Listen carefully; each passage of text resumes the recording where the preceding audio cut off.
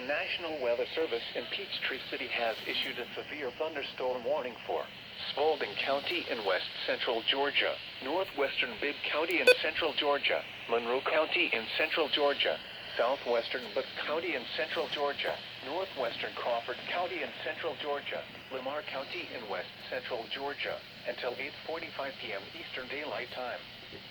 At 8:15 p.m. Eastern Daylight Time, a severe thunderstorm was located over Collier, or over Forsyth, moving southeast at 25 miles per hour. Hazard, 60 miles per hour wind gusts and nickel-size hail. Source, radar indicated. Impact, expects damage to roofs, siding, and trees.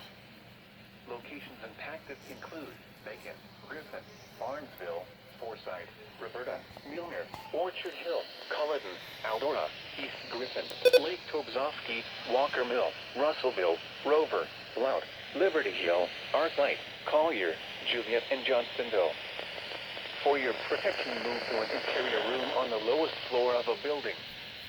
If you see wind damage, hail, or flooding, wait until the storm has passed, and then call the National Weather Service toll-free at 1-866-763-4466 or tweet us your report at NWS Atlanta.